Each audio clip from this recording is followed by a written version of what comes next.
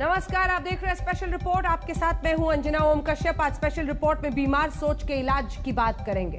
आप सोचिए, परिवार का सदस्य बीमार हो और उसे जीवन रक्षक इंजेक्शन की जरूरत हो, लेकिन वही इंजेक्शन ना मिले तो ऐसी स्थिति में परिवार की पीड़ा को शब्दों में बयां करना मुश्किल है, कठिन है। लेकिन ऐसे हालात क्यों बने? जब हम आपको वो सच दिखाएंगे तो आपको गुस्सा आएगा, क्रोध आएगा। आपको पता चलेगा कि जिंदगी और मृत्यु के बीच कैसे कुछ लोग रोड़ा बनकर खड़े हैं। महामारी के बीच मरीजों का हक मार रहे हैं, क्योंकि जो जीवन रक्षक दवाएं मरीजों तक पहुंचनी चाहिए, उन्हीं दवाओं को कालाबाजारी के काले खिलाड़ियों ने अपनी गैर कानूनी कमाई का जरिया बना लिया है। आज तक के संवाददाता जमशेद खान और नितिन जैन जब खुफिया कैमरा लेकर निकले तो दिल्ली से पंजाब तक कई घिनौने चेहरों से नकाब ही उतर गया। अरुण अरोड़ा काम, जीवन रक्षक इंजेक्शन का काला धंधा, स्टिंग ऑपरेशन में बेनकाब। नाम मोहम्मद आमिर, काम जीवन रक्षक इंजेक्शन की कालाबाजारी, स्टिंग ऑपरेशन में बेनकाब। नाम अखलाक, काम जीवन रक्षक इंजेक्शन का गोरख धंधा, स्टिंग ऑपरेशन में बेनकाब। आज तक के स्टिंग ऑपरेशन में एक तो नहीं बल्कि 3 चेहरे कैद हुए। ये चेहरे महामारी में जीवन रक्षक इंजेक्शन की कालाबाजारी करते हैं। ये चेहरे 300 का इंजेक्शन हजारों में बेचते हैं। कालाबाजारी के काले खिलाड़ी 5000 का इंजेक्शन जिंदगी और मौत के बीच झूल रहे मरीजों को 20-20 हजार में बेच रहे हैं। आज इन चेहरों से नकाब उतरना जरूरी है। सबसे पहले सुनिए दिल्ली के अखलाक की सौदेबाजी का छोटा सा हिस्सा। अरे भाई बेफिक्र रहो, आपको पैसे बिना लिए कोई देता नहीं। इस टाइम बिल्कुल अफीम समझो इसको। खुफिया कैमरे में अखलाक ने कबूल किया कि ये धंधा गैर कानूनी है और पकड़ा गया तो सलाखों के पीछे पहुंच सकता है। अब तक अखलाक कानून की आंख में धूल झोंक कर काला बाजारी कर रहा था, लेकिन अब ऐसा नहीं कर पाएगा। बड़ा मसला है, आप नहीं समझ रहे हो। इसमें आदमी पकड़ जाते हैं, जेल हो जाती है लोगों को। आप बात नहीं समझ रहे हो। मैं सारा कर रहा हूँ, रिस्क पे कर रहा हूँ, तो तुम अपनी बता रहे हो कहानी। ये अरुण अरोड़ा है। पंजाब से लेकर दिल्ली तक सरकारी सिस्टम की आंखों में धूल झोंककर ब्लैक फंगस का इंजेक्शन मुंह मांगी कीमत पर बेच रहा है।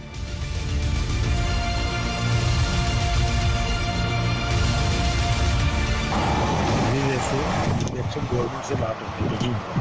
8 एक हो गए, 6 एक हो गए, 6 एक हो गए, 20 हो गए ना। 3 उनको दे देंगे, 10 आपको उनमें से दे देंगे। तो आपका फार्मेसी का काम है? नहीं, हमारा सारा कुछ ही हाल है, घर का काम भी सारा कुछ है। मेडिकल स्टोर की आड़ में जीवन रक्षक इंजेक्शन की सौदेबाजी दिल्ली में कैसे हो रही है, ये सच खुफिया कैमरे में कैद हुआ। आपका मेडिकल स्टोर यही है ना अपना? फैज मेडिकोस के नाम से। फैज मेडिकोस, अल शिफा हॉस्पिटल के पास, शाहीन बाग। बाजार से जरूरी इंजेक्शन आम लोगों को क्यों नहीं मिल रहे हैं? ब्लैक फंगस के इलाज में इस्तेमाल होने वाले इंजेक्शन अचानक गायब, कहां और किसने किए? आज तक के स्टिंग ऑपरेशन में एक एक सच कैद हो गया।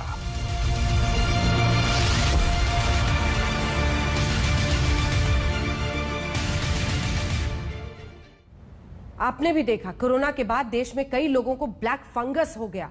जान पर बनाई ब्लैक फंगस के इलाज में इस्तेमाल होने वाले इंजेक्शन की मांग पूरे देश में है। हॉस्पिटल में इंजेक्शन की किल्लत है, लेकिन काला बाजारी करने वाले लोग इसी इंजेक्शन को आसानी से बेच रहे हैं। आज तक के स्टिंग ऑपरेशन में दिल्ली में मेडिकल स्टोर की आड़ में जीवन रक्षक इंजेक्शन की काला बाजारी करने वाला एक चेहरा कैद हुआ है। देखिए, आज तक की एसआईटी इस गोरख धंधे का पर्दाफाश करने फैज मेडिकल स्टोर पहुंची। यहां आमिर से हमारी मुलाकात हुई। कई राउंड की बातचीत के बाद चौंकाने वाली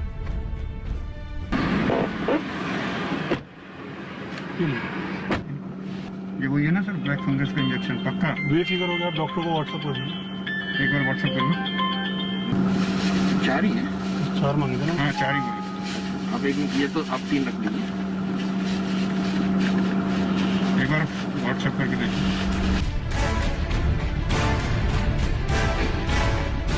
आमिर से हमारी बातचीत गाड़ी के अंदर हो रही थी। बार बार आमिर ये भरोसा दिला रहा था कि इंजेक्शन असली है। आप बुरा मत मानिए भाईजान, नकली माल बहुत चल रहा है। हाँ, वो आप चेक कर लो। कोई आपका मेडिकल स्टोर यही है ना अपना? फैज मेडिकोस के नाम से। फैज मेडिकोस, अल शिफा हाँ हॉस्पिटल के वहीं पास, शाहीन बाग। वहीं उसके बराबर में। तो आप ही से बात हो रही थी मेरी फ़ोन से? हाँ जी। दूसरी साइड से भी भेजो। देखो इसका जहाँ बार कोड है ना, वहाँ आप स्कैन कर लो, गूगल से निकल जाएगी साइड डिटेल। अच्छा ठीक है। इंजेक्शन असली है और इसी असली इंजेक्शन की रेट लिस्ट आमिर ने बताई 5000 का इंजेक्शन 20,000 में, और हर दिन 20 से 25,000 इंजेक्शन मुहैया करा सकता है। इसका MRP कितना है वैसे डिब्बे पे जो? 5314 है। 5314 का इंजेक्शन है ये। तो ये तो 4 गुना हो गया आमिर भाई, कुछ तो कम कर लो। सर इसमें कुछ भी नहीं है, हैं? जो आपके सामने 700 रुपये पूरे बचने। 15,000 तो 20,000 तो बहुत हो गया। आगे और कितने मिल जाएंगे रिक्वायरमेंट हो तो? वो आप बता दीजिएगा, अवेलेबल है। अवेलेबल हो जाएगा 20, 25, 100, 150? 100-150 तो नहीं, एक दिन में 20 से 25 पीस मिल जाएंगे एक दिन में। रेट यही होगा 20,000? हाँ ये आमिर अपने साथ ब्लैक फंगस में इस्तेमाल होने वाले जीवन रक्षक इंजेक्शन लेकर आया था, यानी नोट 2 इंजेक्शन लो। हमारा मकसद था सच दिखाना, लेकिन आमिर का मकसद था इंजेक्शन बेचना, लिहाजा हमने इंजेक्शन नहीं खरीदे। लेकिन इस चेहरे और फैज मेडिकल स्टोर का घिनौना सच सामने आ गया है। आज तक ब्यूरो।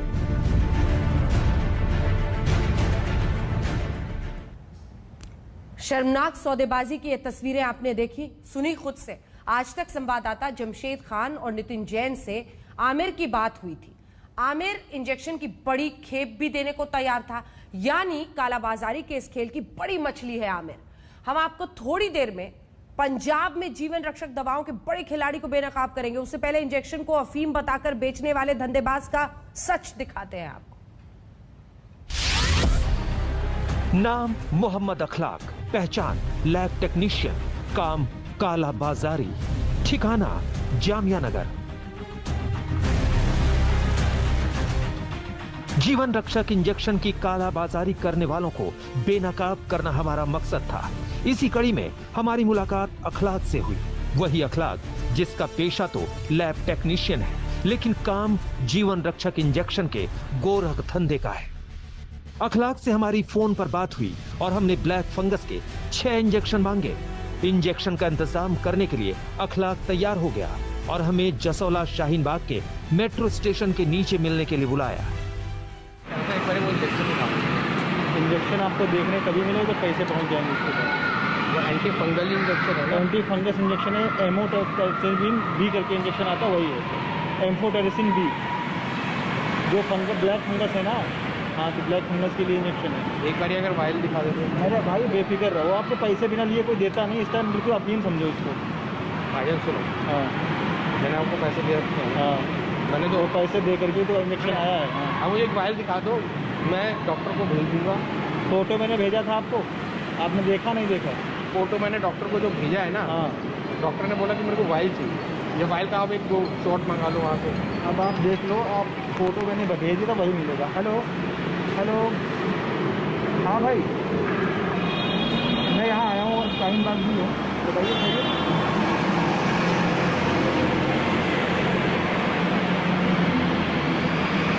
आप क्लाइंट को क्या बताऊँ यार, मैं कुछ परेशान हो गया था।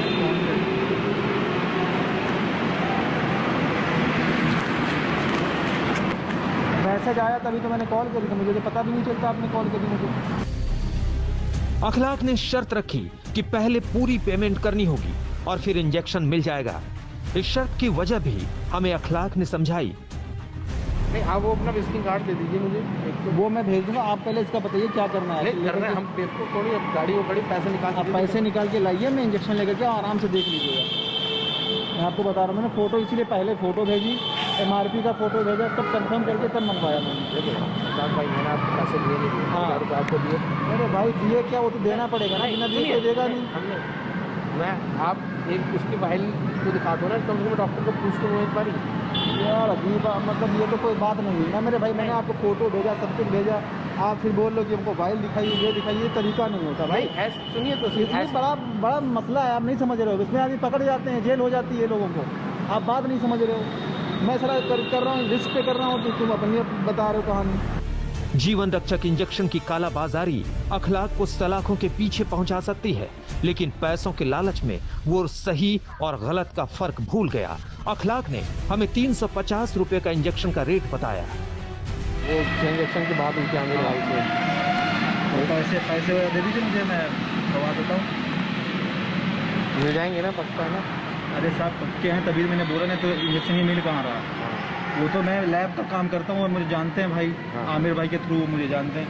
उन्होंने उससे कहा, तो मैंने कहीं से मैसेज डाला, तो उसने कहा हाँ मेरे पास अवेलेबल है। मैंने फ़ोटो वगैरह सब भेज करके रेट वगैरह सब ठीक से, तब मैंने आपको बोला कि आप आ जाइए, पैसे दे दीजिए, मैं पहुँचा। कितने का पड़ेगा ये उनको मैंने बता दिया था भाई को, सारा ही मुझे बता देते। 11,500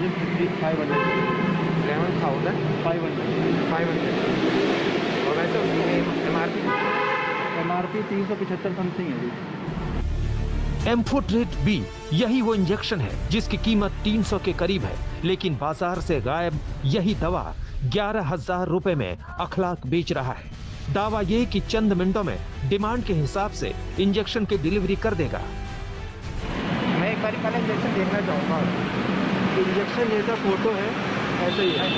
आप मुझे एक बार दिखा देना, मैं जिससे कि एक बार डॉक्टर को करता हूँ। देखिए मैंने आपको फ़ोटो भेज दिया, फ़ोटो जैसा अगर ना हो पहले पैसे वापस। जैसा फ़ोटो भेजा है वैसे इंजेक्शन होगा, बस बात बताना। आप आइएगा, पैसे दीजिएगा, तुरंत इंजेक्शन आधा घंटे के अंदर, 15 मिनट के अंदर लगेगा। जितनी देर फ़ोन करके आने में लगा उतनी टाइम लगेगा इंजेक्शन आने में।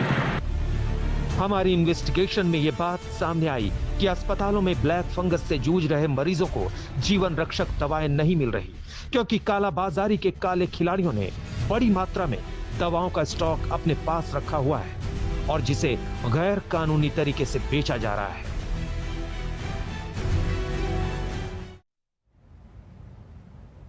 अब तक कालाबाजारी के 2 चेहरे आपने देखे, 2 चेहरों का सच आपने देख लिया। ये दोनों देश की राजधानी दिल्ली में ब्लैक फंगस के इलाज में इस्तेमाल होने वाले इंजेक्शन एम्फोटेरिसिन बी की कालाबाजारी कर रहे हैं। हमारे खुफिया कैमरे में पंजाब का एक बड़ा डीलर कैद हुआ है, जो दुनिया को दिखाने के लिए धंधा आयुर्वेदिक दवाओं का करता है, लेकिन असर में है जीवन रक्षक दवाओं का काला सौदागर।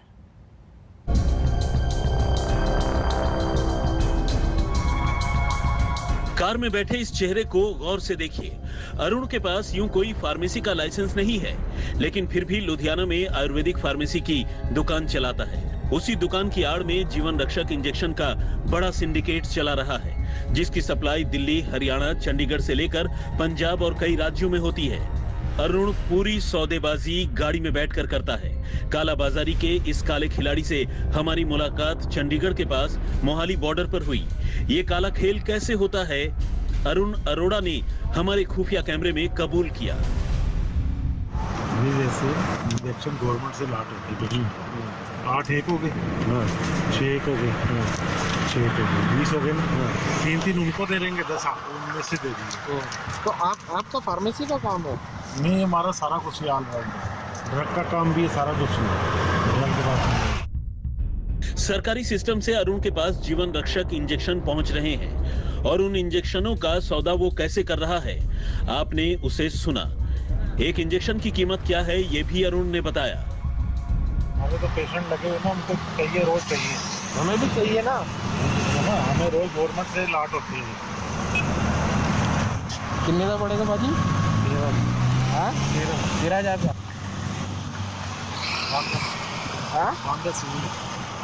सील होगी, खुला सील है।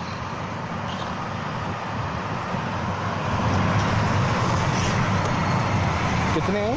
10। ताजी 20 की बात हुई थी।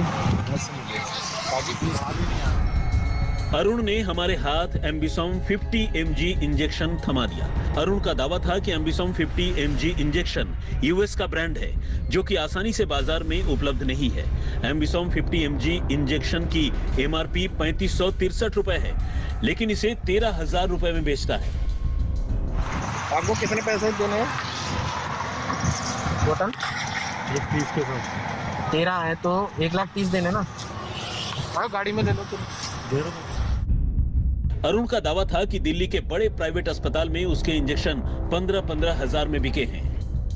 गंगाराम में जा रहा है, 500 जी को पूछो कितनी ड्यूटी दी। अच्छा 15-15 यात्रा में इधर लेके गई। लगाने में क्या, उसका यूएसए का ब्रांड है, गवर्नमेंट की स्लिप है, हमारे पास सब कुछ है।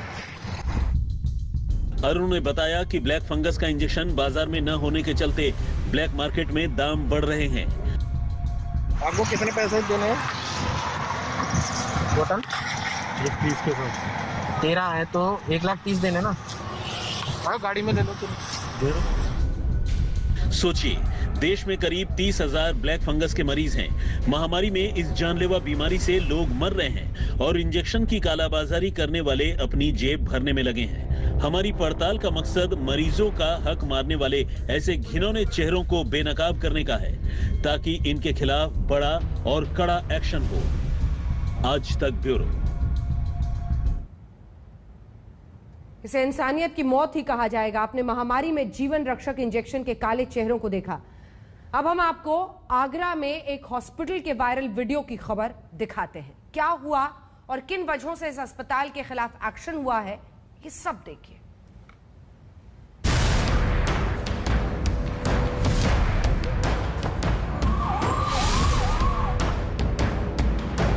समझ जाएंगे कौन सा मिलेगा कौन सा नहीं मिलेगा। सही बात है, सही बात है। रिमोट भी कराई सुन करके सबके, फिर चढ़ गए 22 मरीज, तुरंत खोल दिए गए। बहुत गौर से इस वायरल वीडियो के एक एक शब्द को आज आप सुनिए।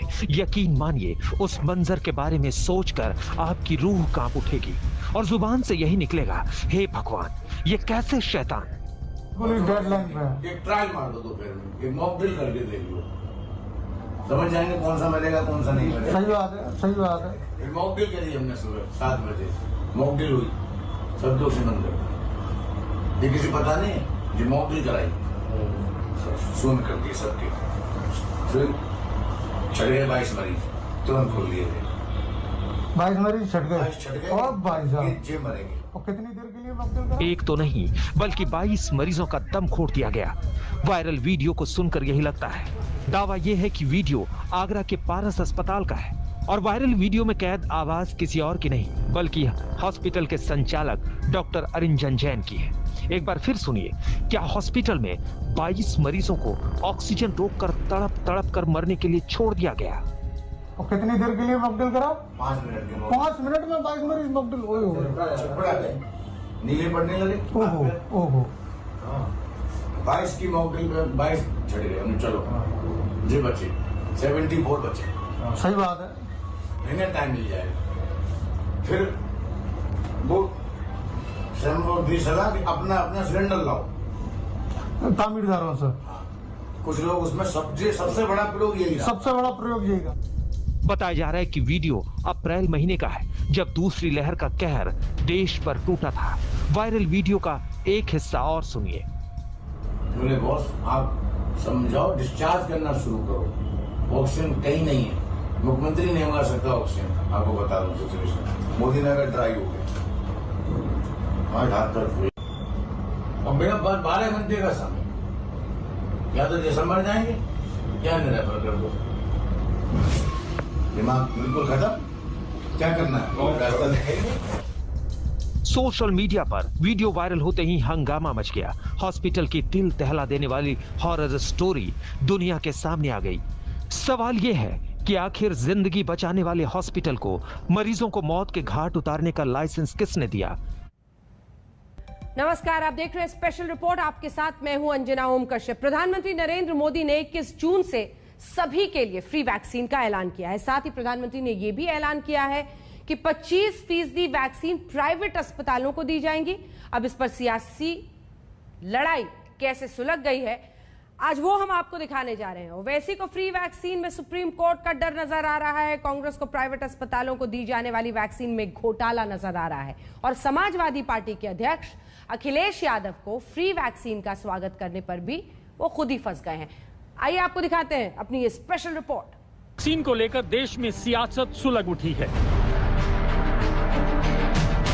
देश के हर राज्य में 18 वर्ष से ऊपर की उम्र के सभी नागरिकों के लिए भारत सरकार राज्यों को मुफ्त वैक्सीन मुहैया कराएगी।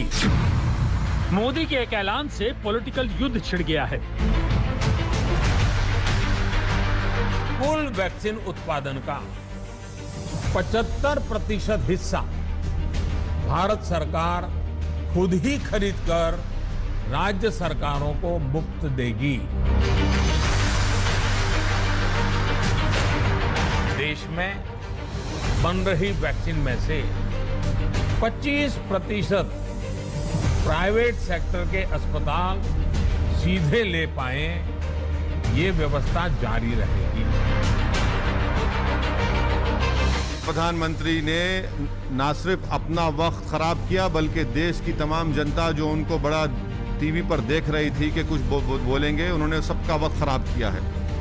देश के प्रधानमंत्री ने आज अपनी वैक्सीनेशन पॉलिसी में यू टर्न लेना पड़ा, इसलिए लेना पड़ा क्योंकि सुप्रीम कोर्ट ने उन पर यह ऑब्जर्वेशन किया कि मोदी सरकार की वैक्सीनेशन पॉलिसी आर्बिट्री है, डिस्क्रिमिनेटरी है।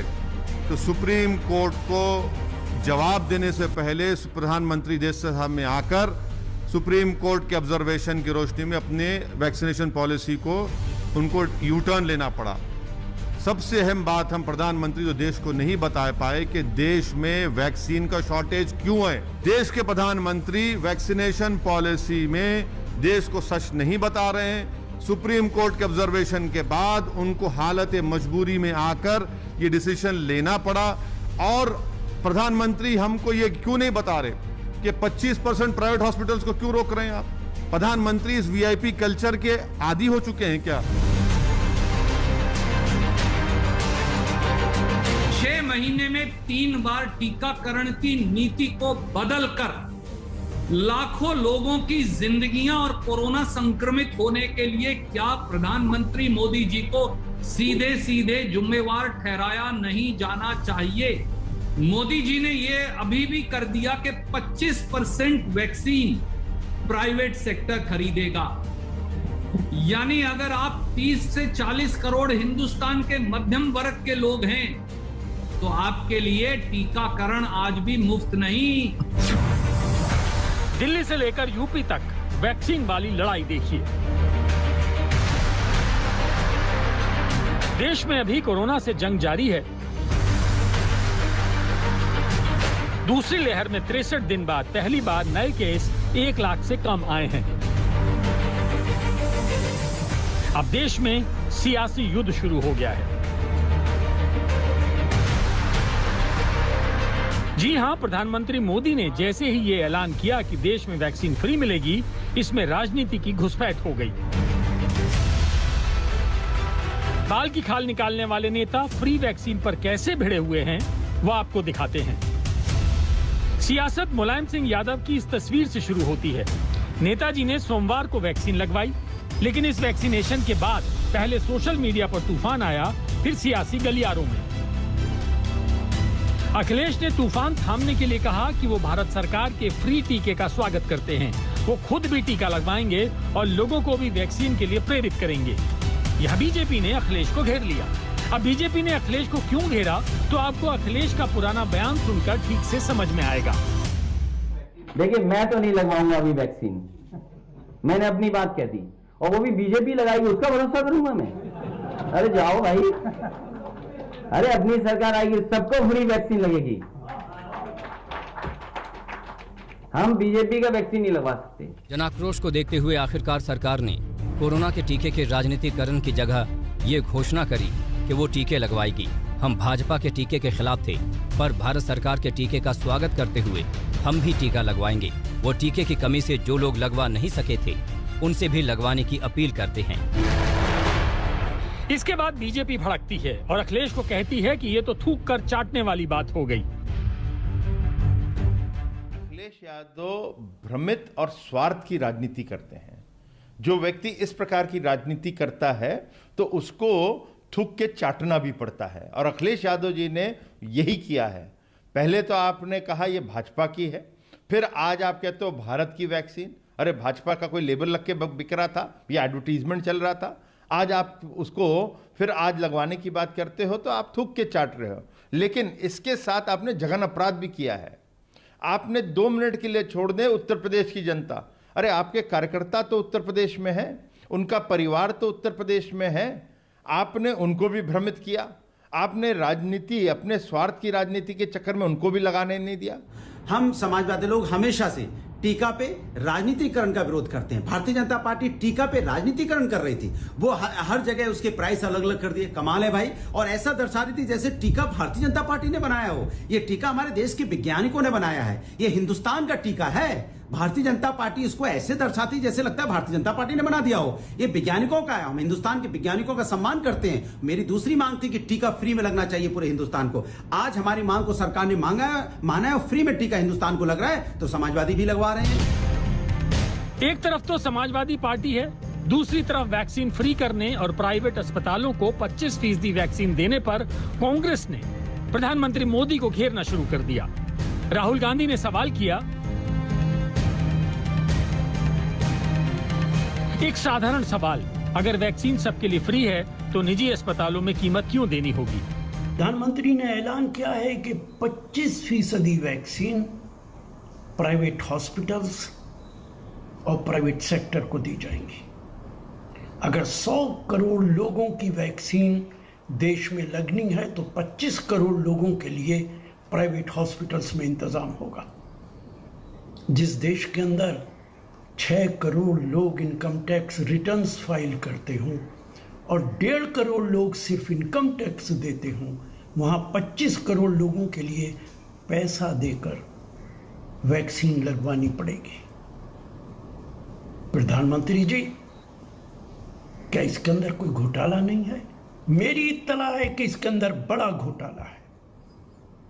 बड़े हॉस्पिटल से बड़ा पैसा लिया गया। मैं पूरी जिम्मेदारी के साथ ये बात कह रहा हूं ताकि वो मुनाफा कमा सके। इसकी जुडिशियल इंक्वायरी होनी चाहिए कि इस तरीके का फैसला प्रधानमंत्री ने क्यों किया है। ये जो डर्टी डीइंग डिपार्टमेंट है, इस डर्टी डीइंग डिपार्टमेंट का एक ही काम है, क्रिटिसाइज करो, कंडेम करो और क्वेश्चन करो। और इस क्रिटिसाइज करना, कंडेम करना, क्वेश्चन करना, ये जो पूरे के पूरा इनका एक डर्टी डीइंग डिपार्टमेंट का जो एक जन्म सिद्ध उनको अधिकार दिखता है। क्यों नहीं किया, फिर कहेंगे क्यों किया। तो ये कब, क्यों और कहाँ की जो कहानी है ये अपने तक रखें। क्या ये चाहते हैं कि लोगों को फ्री वैक्सीनेशन ना हो? क्या ये चाहते हैं क्या कि जो गरीबों को, कमजोर तबकों को फ्री राशन दिया जा रहा है पिछले 1 साल से, वो बंद कर दिया जाए? क्या चाहते हैं ये? प्रधानमंत्री मोदी ने जैसे ही फ्री वैक्सीन का मास्टर स्ट्रोक खेला, विपक्ष ने उसमें तुरंत खोट निकालकर वार करना शुरू कर दिया। लखनऊ से शिवेंद्र श्रीवास्तव के साथ आज तक ब्यूरो। देश में वैक्सीन को रफ्तार देने के लिए जद्दोजहद चल रही है, ये सियासत आपने देख ली, लेकिन इसके पीछे जो दिन रात वैक्सीन को आप तक पहुंचाने में जुटे हैं, आज हमारी ग्राउंड रिपोर्ट असली कोरोना वॉरियर्स तक आपको पहुंचाएगी। क्या आपको पता है कि जो भी वैक्सीन भारत में लगाई जाती है उसे फाइनल अप्रूवल कहां से मिलता है? वो जगह है सेंट्रल ड्रग्स लेबोरेटरी, जो हिमाचल प्रदेश के कसौली में है। ये WHO से प्रमाणित है, देश की इकलौती वैक्सीन टेस्टिंग लैब है। आइए हम आपको दिखाते हैं कि कैसे वैक्सीन यहां पर पास होती है।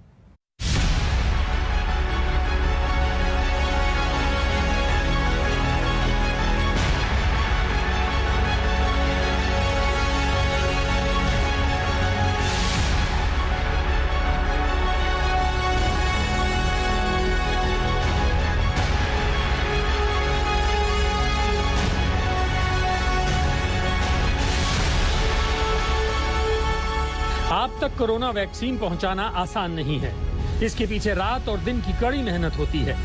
आज हम आपको देश की उस लेबोरेटरी में लिए चलते हैं जहां से सारी वैक्सीन पास होकर निकलती हैं।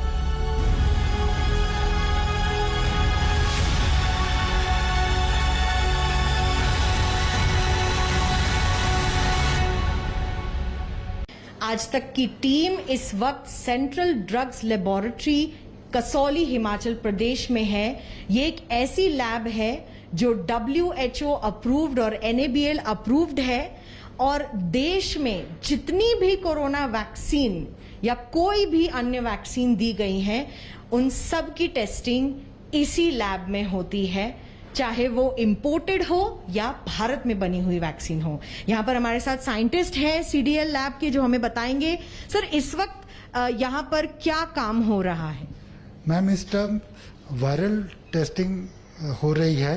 जो ये वायरल सेल कल्चर लेबोरेटरी है, इसके अंदर टेस्टिंग ऑफ पोलियो वैक्सीन और MMR इस सेल कल्चर लेबोरेटरी में होती है। और दूसरा, इसमें कोविड शील्ड की इन्फेक्टिविटी टेस्ट करते हैं हम इसके अंदर।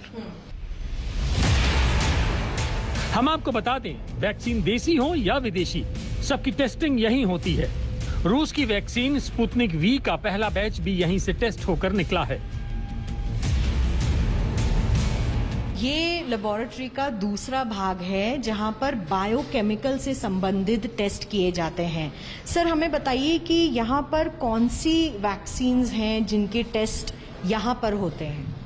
इसमें सारे तरह के वैक्सीन के टेस्ट होते हैं, particularly Covid shield, Covaxin, Sputnik vaccine और जितनी भी इंपोर्टेड वैक्सीन आती हैं उनके होते हैं।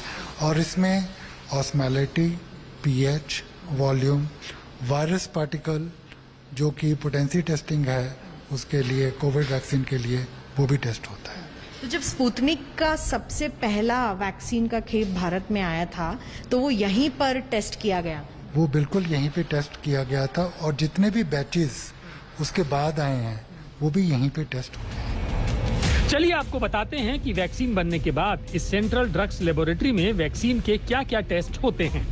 एफिकेसी टेस्ट, जिसे पोटेंसी मीटर कहते हैं, इसके तहत ये टेस्ट किया जाता है कि वैक्सीन लोगों के लिए कितनी कारगर है।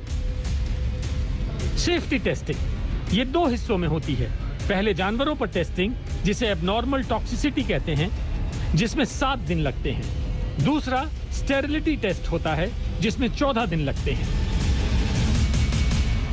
अब हम लैब के तीसरे भाग में हैं जहां स्टेरिलिटी का टेस्ट होता है। तो कितना ये महत्वपूर्ण है वैक्सीन के लिए, कितना समय लगता है स्टेरिलिटी टेस्ट में?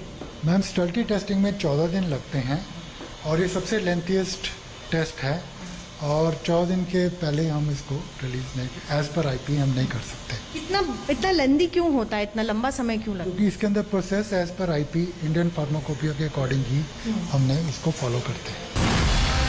इस लेबोरेटरी की क्षमता हर महीने 250 बैचेस टेस्ट करने की है, लेकिन कोरोना काल में यहाँ रात और दिन एक करके 7000 से ज्यादा बैचेस टेस्ट किए गए हैं।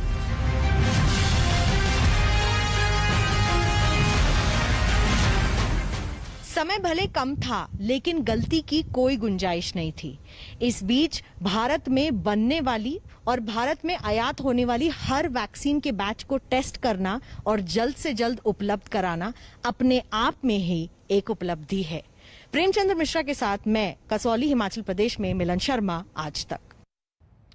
और अब बड़ी खबर जम्मू कश्मीर में माता वैष्णो देवी के दरबार से दिखाते हैं, जहां लॉकडाउन में ढील के बाद यहां श्रद्धालुओं की भीड़ बढ़ने लगी है। लेकिन आज यहां भयंकर आग लग गई और इस आग की चपेट में कई लोग आ गए। कहां और कैसे लगी ये आग, आइए आपको दिखाते हैं। माता वैष्णो देवी के दरबार में लगी आग। वैष्णो देवी बोर्ड के कैश काउंटर के पास लगी आग। देखते ही देखते आग की ऊंची ऊंची लपटें उठने लगी। आग की ऊंची ऊंची उठती लपटें और काले धुएं का ये गुबार माता वैष्णो देवी के दरबार से उठा तो अफरा तफरी सी मच गई। ये आग कालिका भवन में कैश काउंटर के पास लगी। आग पर काबू पाने के लिए बड़े पैमाने पर बचाव कार्य चलाया गया। जहां ये आग लगी वहां से प्राकृतिक गुफा की दूरी तकरीबन 100 मीटर है। आग की लपटें भैरव घाटी तक दिखने लगी। हम आपको बता दें कि कोरोना संक्रमण के केस कम होने और लॉकडाउन में ढील के बाद माता वैष्णो देवी के दरबार में हाजिरी लगाने वाले श्रद्धालुओं की संख्या बढ़ने लगी है। आज तक ब्यूरो।